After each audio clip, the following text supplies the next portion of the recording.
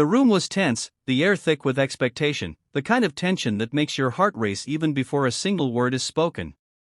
Maxine Waters, her trademark presence commanding the stage, had just waved him off, dismissive, sharp, and final. The crowd gasped, some shocked, some murmuring in disbelief. And there he stood, Kennedy. A man who had faced politics, criticism, and scrutiny before, yet tonight, he wasn't intimidated. He wasn't flustered. All he had was a single piece of paper and a calm determination in his eyes that seemed to ripple across the room. From the moment he stepped onto the stage, Kennedy had felt the weight of the moment. This wasn't just a political debate. This wasn't just a public forum. This was a crossroads where truth, courage, and conviction collided. Maxine's wave, a subtle, almost casual gesture to dismiss him, was more than a hand motion. To some, it was a declaration that his voice didn't matter. To him, it was the spark. He held the paper close to his chest for a long, deliberate pause. Every eye in the audience was fixed on him. Some doubted him, others were curious, leaning forward as if drawn by an invisible thread. And then, in a voice that was soft but unwavering, Kennedy read just one line. One line.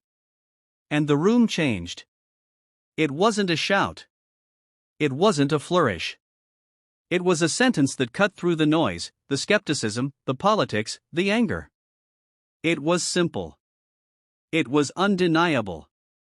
It spoke of unity, of justice, of shared responsibility, the kind of truth that doesn't beg for attention, it demands it. And in that moment, a strange, electrifying energy swept through the audience.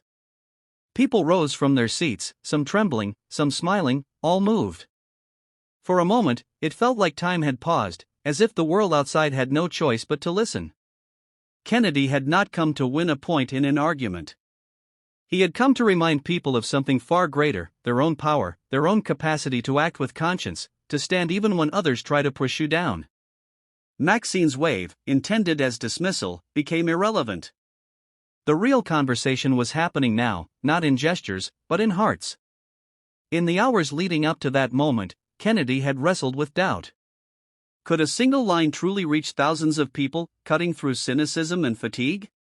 Could it inspire, move, and unite in a world fractured by division? And yet, as he stood there, paper in hand, he realized that courage is not always loud. Sometimes it is a quiet insistence on truth.